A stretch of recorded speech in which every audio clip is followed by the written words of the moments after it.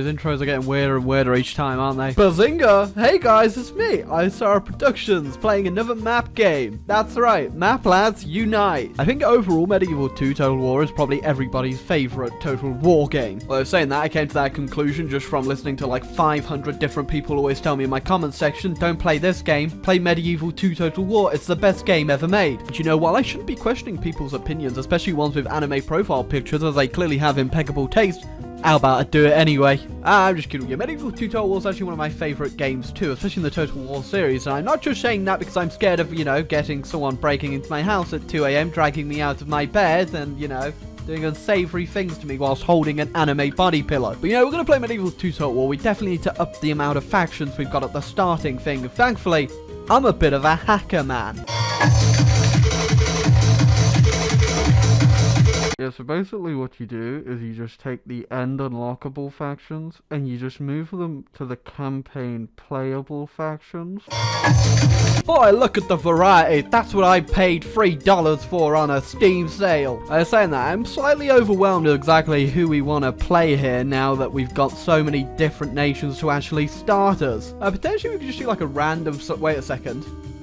We could play the goddamn Pope! Do not translate. Papacy not playable in cat. Well, that's always a good sign. Clearly, they weren't expecting such an elite hacker like myself to put them in the game. For some reason, I was just thinking to myself, I wonder where the Pope starts. But obviously, he starts in Rome, god damn it. I'm having a mental stroke from all the hacking. Oh god, look at that Pope though. Absolutely beautiful. Well, surprisingly, the game's not like crashing or burning itself to the ground. So I think the Pope actually might be somewhat playable. So we might as well start off by calling a crusade, I suppose. I am the Pope, or what else am I supposed to be doing, really? Alright, we'll just do it against Tunis. I don't think I'll actually be taking part in this unless I... Wait. The Pope does not see the settlement as a... I am the Pope! Apparently I'm a schizophrenic Pope. Wait, rebels start as neutral. Oh wait, is this because I put like the rebels in the playable faction? Did I mess this? I feel like I've messed this up, haven't I? Oh, god damn it, oopsie whoopsie, the Pope's done a bit of a fook. Ah, funnily enough, I was just about to do that game. The battle Pope is ready to take Florence with all of his might and wait, if I exterminate this province, only 12 people will die. What a nice Pope! Right, I'm not entirely sure if this is going to break stuff, because do Christians ever declare war on the Pope in the base game? I don't know, but either way, I'm going to go ahead and just, you know, shake up this whole Christendom thing a bit here by declaring war on my fellow Christians. I have Pope Gregory versus Emperor Heinrich the Chivalrous of the HRA. Jesus. Battle of the century! Alright, I'm immediately regretting this, because I did not look at what unit composition I brought in here, so, but that doesn't matter. I got the head of the Catholic Church on my side. What do you have? Just a guy with a stupid crown on? Although, to be fair, that does exactly describe the Pope as well, doesn't it? Oh, that sucks. The Pope's not actually modelled, so he's just a guy on a horse that looks... That's a 70-year-old man under that armour, by the way. I cannot see anything! Step one of being really cool and good at Total War games is immediately to put the battering ram in front of the door so that no units can apparently get in and out. I may have not thought this through, but you know what I say, when in doubt, just go ahead, send the Pope in, he'll sort it out, right? Go do a little prayer for that battering ram. Alright, okay, okay, there's the Pope!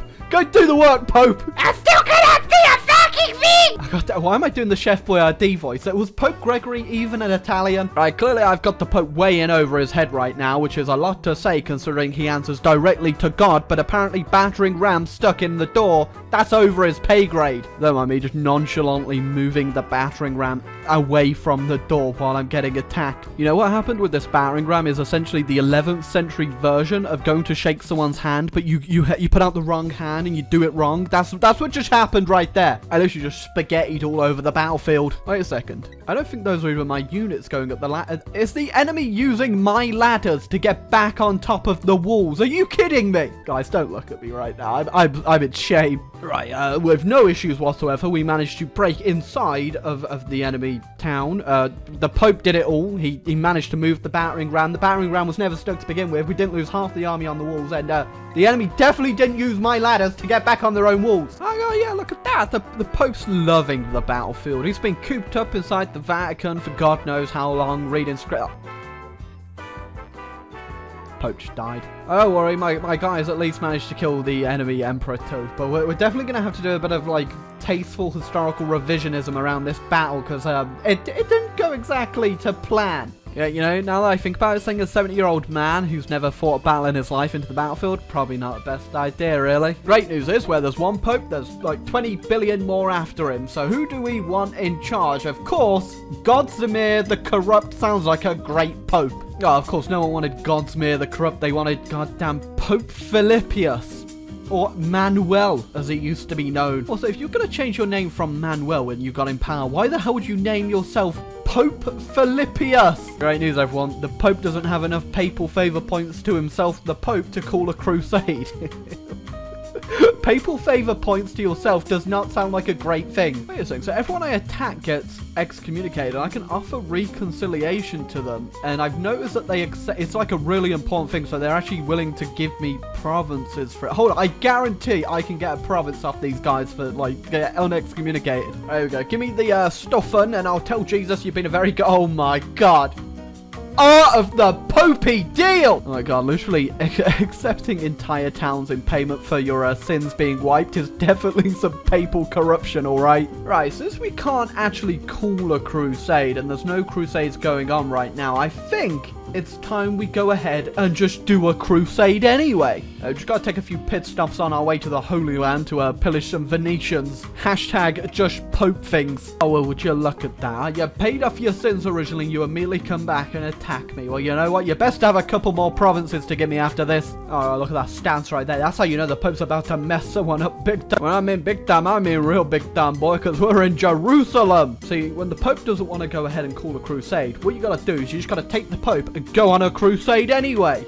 That doesn't make sense. Nothing really makes sense. Right. Thierry Legris was excommunicated, so I'm going to go ahead and get myself an extra province, if you don't mind that. There you go. Didn't even have to lift a finger, and I just got an extra province up here for I even got some free units. Oh, this is a bargain. Right, how's it going, Mr. Pope? Are you ready to take Jerusalem on your lonesome with no help from anyone whatsoever, just because you couldn't be bothered to call a crusade, because apparently it wasn't really in your power to do so? Even though you are the Pope, you don't answer to anyone except Jesus himself, and I'm sure he would really like his homeland back. See, Pope's a lover, not a fighter. That's why I didn't fight that battle on the battlefield. I'm a lover, not a fighter. So after I took Jerusalem, you called a crusade behind my back. What the hell, Mr. Wait, can I put the Pope on a crusade? Please tell me I can put the Pope in a crusade. Oh my God. My day has been made. After this video, I will jump off a building because clearly nothing can get better than this. Best part about being in a crusade, you get all these pilgrims you can recruit as mercenaries, and you can just put them at the front of your army, and they'll absorb all the arrows. They're just doing their churchly duty. Hey, smell that, boys? That's you getting into heaven, 1 arrow at a time. Oh, might have taken that whole 1 arrow at a time thing a bit too far because Pope just kind of necked it there just a little bit. Sorry, Pope Philippius. There's no point playing this now that I don't have the Pope. Let's go try another faction. Wait a second. So if I could play as the Pope, does that mean I can play as like one of the other factions that turn up later, like the Aztecs or something? Wait a sec. Why are the Aztecs just Carthage from Rome Total War? That's literally Carthage's map from Rome Total War. And the Mongols are the Parthians, I believe. That's who that is. Hold on. I'm gonna click next on this, and we're just gonna see if the game just immediately blows up. I guess we won't be playing the Mongolians today then. Wait, we did the Turks actually. I don't think I've ever played the... Wait, aren't the Turks the ones that get that really big... Hold on, I gotta go check this. Yeah, the Turks are the ones that get the really big cannon. Jesus Christ. Well, I can't really say Jesus. Actually, I can say Jesus Christ because my enemy right now is the Pope and his Pope mobiles. Oh, wait, so I don't think these cannons were really made for anything other than walls. Although I did take down one Pope mobile out of like the 50 cannonballs I just shot at them. Oh yeah, note self, don't just bring like 1 billion massive cannons against the Pope, because clearly he's just got Jesus on his side. That's how he's winning right now, not my own ineptitude. Anyway, let's just try the campaign. Right, here we go, in the land of the Ottoman Empire, or just the Turks as they're known in this game, and there's only really one thing that the Ottomans want, and that's, you know, good old Constantinople, and of course, Armageddon. Sultan Jalal versus Captain Toblerone. Yeah, I don't want to question the whole Byzantine strategy here of just piling every single unit into the middle of your town square, but I'm questioning it pretty hard. Well, I do have to hand it to them. It does make it very easy for my guys to shoot arrows at them. Good guy, Byzantium, making it easier for people to shoot you with arrows. Yeah, I didn't really get up to much today. What about you? Oh, not much, you know. Just killed 1,000 Byzantine warriors who just stood in the middle of a town square with my big fiery arrows. Today's like today where you really have to think to yourself, how exactly did Constantinople ever fall? I wonder how it happened. Oh yeah, the Great Siege of Constantinople. Haluk of Damascus against just Prince John. Apparently that's the only one in there. Right, boys, it's time for the Great Siege of Constantinople. What's that? There's only Prince John, one dude inside. Okay, I might have brought just a few too many horses. I like to think that Prince John didn't even know the city was under siege. He's just hanging out with his buddies in the middle of the town square, and then, oh my god, there's 50 billion Ottoman troops here. You know, I don't want to say that this is a slightly unmatched battle, but, looking down the street right now, I feel like... It just goes on forever. Like, half these guys aren't even in the battle now. They're just standing around having a chat. I don't know if I've hired the worst archers in the world, though, because considering the amount of people firing arrows at people right now, I basically invented the machine gun in, like, the 11th century, but it's doing no damage to Prince John and his merry men. Yeah, we might have to change this one in the history books, too. And with the fall of Constantinople, Sultan Jalal could die happily, apparently. I mean, with his archenemy, Prince John, now burning in hell, what else does he have to live for other than go down to hell and slap him about a second time? Yeah, my strategy so far this game has just to get so many horseback archers that I just don't even need to do anything. Look, these guys don't know what they do. Why are they just slowly walking while a billion guys shoot them with arrows? I love Turtle War. I honestly love it.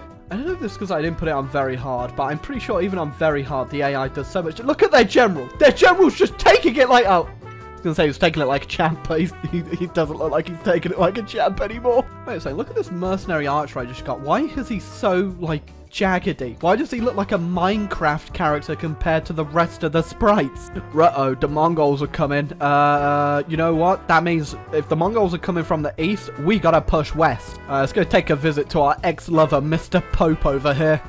Captain Sullymesh versus Pope. Is that all you have, really? Right, clearly this guy did not see the example I laid down in my successful Battle Pope campaign on the iSorrowproductions channel, which was literally just a few clips ago. Why does the Pope come outside the walls like an angry grandpa trying to tell, like, these 50 billion different horseback archers to get off his front lawn? You know, funnily enough, somehow I'm managing to get, like, pushed back by this one papal unit right now because all of my bow and arrow guys are just messing it up right now. I'm essentially shooting spaghetti at him. I mean, you'd think, oh, that's an arrow coming at me at like some crazy speed. That'd probably do a bit of damage, but no, Mr. Pope, he's taking like 50 million of them to the face right now. Right, it's not even fair though to be. He's got Jesus and God on his side. What do I have? I've just got a bunch of like really dirty guys on the back of horses throwing spaghetti at an old man. Okay, that's really quite the picture, isn't it? You can kind of tell just like how many arrows I put into the Pope to kill him there by just looking at my ammo count for my archers right now. That's how many it took. God damn it. There's still guys alive inside as well. Right, don't worry about it. I still got some archers. We're gonna go ahead, get on our siege towers. I'm gonna go take these guys out once. Oh, wait, they came out. Why did they come outside? Why, guys? You literally have the advantage here. Stop coming out. What? There's one guy. There's one guy right now. What is he doing? There's just one unit left. He just opened the door for me. He opened the door. Was like, hold on. I give up. Oh, I continued to battle. He's getting away. We gotta, guys, get out. Shut the door on us. Oh my god, look at him go. He's running for his life right now. Guys, get him. Oh my god, he's literally dodging every single arrow being shot at him right now. Who is this guy? How the hell is he still got? He's taken so many arrows. Look, I just got hit again. He got hit again. He's still going. Please, for the love of God, take this guy down. Come on, get him. Oh, he's literally won. He's taking. Oh, there we go. He's finally given up. I don't trust him. Burn that man's body. Right, I think that's it for the Turkish campaign. There's one more I want to show off if it works. I'm not 100% sure if it works because the other one didn't work, so I'm pessimistic. But it is technically on the map at the start, so we will see. That's right. I'm checking out Carth. Just kidding. It's actually the Aztecs. Who would have thought they're so similar? Ah, yeah. So I'm going to go ahead and assume that the Aztecs don't work. But you know what, that's not going to stop me. We're going to try them out in a battle, because I don't think I've ever tried any of the Aztec units, so we're going to see exactly how great these guys are. Oh god, I don't even know. Who should I pick? There's so much choice and variety of which naked man I want. Personally, I'm very taken back by the guy who's just turned up in his underpants and has a very big spoon. This guy is my champion! That mean where you've got like pick one guy to come to help you and the rest come and attack you? Well, you know what? Big Spoon Man's got it covered! It literally looks like a Dark Souls character. Right, so I was gonna get like a whole army of Big Spoon Men, but then they are literally the equivalent of having peasants, which, why do I have emojis on the back of my soldiers? But that's because instead, I found out that I could get the best unit of all, the Furry unit. That's right. Welcome to FurCon 1100. Right, the rest of my army is just a bunch of guys with paddles. I don't know why they have paddles. I don't know why some of my guys are furries, but we're up against the great army of the Spanish conquistadors. They beat us in real life, but this time around with the power of furry. We're gonna have it covered. I've been going back and forth between so many nations in this video that it's literally gonna be like 3 videos. It's just gonna be a really long video. I'm gonna have so much to edit. It's just gonna be me shouting about the Pope and furries for like 6 hours. Oh my god. Yeah, I didn't even check the attack stats for these guys, but I think we might have it covered. I don't know. I do have the power of emojis and furries on my side, so you know what do the Spanish have other than... Oh my god, don't give me a blanket. I legitimately can't even tell what's going on, but I do know that the furries are flanking around to attack the Spanish from the side. That's right, you quote me on that. I want that on my tombstone. This is legitimately the stupidest thing I've ever done on my channel. The amount of random things that I'm going to hear for the rest of my YouTube career that I've said out of context is just going to be so bad. But you know what? It was worth it! I don't even know what the original point of this video was anymore. I think I just went on like a 6-hour ramble about the weirdest things in my life. And somehow I'm winning this, but I thought the Spanish was supposed to like beat the hell out of me. Alright, clearly Creative Assembly, the Aztecs are too OP. Can you go back to Medieval 2 Total War and patch them, please? Or at least add more furries. I hope that was the ending that you all wanted for Medieval 2 Total War. Me, my emoji furry soldiers, just absolutely annihilating the Spanish out of existence. It's fine though, they'll come back in 300 years with a cold and kill me. You know, all things considered, Medieval 2 Total War is definitely one of the best Total War games, and I'd say probably one of the best games in the strategy genre ever made. And you know what? The diplomacy is a bit wonky. The furries, there's a lot of furries. The Pope? Battle Pope, goddammit, nerf that please. It's a little bit like outrageous, but you know what? This game, one of the best games I've ever played, and I will defend it to my death. But you know what? I think there is one special mention that we all need to talk about right now. We all need to leave a like, hit the subscribe button for our one boy. One special boy who really made his moment in this video. The defender of Rome himself.